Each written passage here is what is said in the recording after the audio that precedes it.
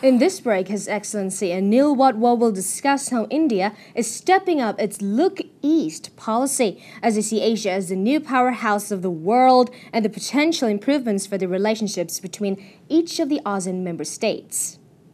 How come India is so interested in stepping up economic relations with Thailand and other ASEAN countries? It's been India's policy for a very long time. Yes. In fact, this summit is part of our Look East policy, Yes. which Prime Minister Manmohan Singh had started way back in the 90s because we had said at that point in time that the future of the world lies in Asia, and Asia is the new powerhouse of the world. It is also that part of the world which can sustain economic growth in everywhere in the world, and therefore we need to make sure that our own economies are in order, that we benefit a lot from our relationship with each other because of our ancient relationship, Yes. which now dates back to many centuries. Yes. And we have a cultural affinity with each other. And we have to make use of these affinities to make sure that our trade investments increase and that our people live a happier life. While India benefits greatly from ASEAN Plus 6 and the great trade between Australia and New Zealand, India's true strategy lies within the ASEAN Plus 3.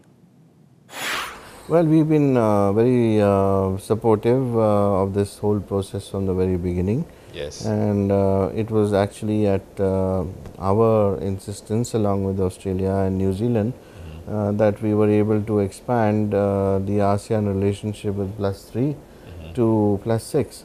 And we are very happy that this has happened, because with all the countries which are there in ASEAN Plus 3, we already have an ongoing strong economic relationship. Yes. So it's only a logical culmination of that. Even with Australia and New Zealand, Indian trade and investments are increasing. Yes. So it's a natural grouping to have, and I'm sure that it will continue to do well in the future. I see. You mentioned that there's also going to be Indian FTA with ASEAN Plus 6. Yes. What is the difference between Indian and ASEAN FTA and also India-Thai FTA? What are the differences? You see, when you negotiate bilaterally for an FTA, you look at conditions as they prevail and how they're going to affect market access for your two countries. Yes. But at the same time, you can afford to be a little more liberal with each other. Yes. Because of other factors which play a role. And those factors are your traditional exchanges with each other, what you feel you could develop in the future, Yes. and also the movement of people between your two countries. And that seems to be the case with countries like Thailand, for instance, because we know each other so well. Yes. And at the same time, we would like to ensure that we get the maximum benefit out of this comprehensive economic relationship. When we come on to a bigger platform like ASEAN or with ASEAN Plus 6, Yes. then of course there are a number of countries who negotiate together. And normally what you get as a result is the minimalist position, because More you restrictions. cannot really come to a situation where the concessions are acceptable to everyone. I see. And since everyone has some reservations or the other, therefore obviously you can expect that that position is going to be a little less than what you have bilaterally with each country. So this is how I would put it.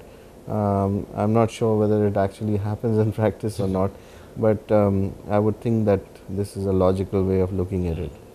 You can expect the maximum benefits bilaterally.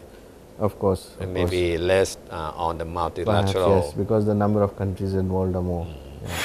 Well, South China Sea has been the major disputable issue in the recent ASEAN summit. How will India in this topic, as another regional economic powerhouse, position itself on this major issue?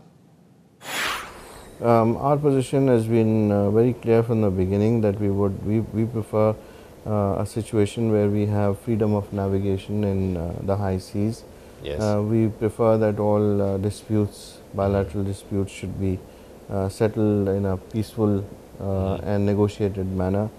And we also feel that there is no room in today's world for any sort of violence or use of force, and it only leads to an aggravation of the situation. Yes. So therefore, I think we will have to rely on the age-old practice of negotiations to solve this issue as well. The ASEAN is already concerned with the issue.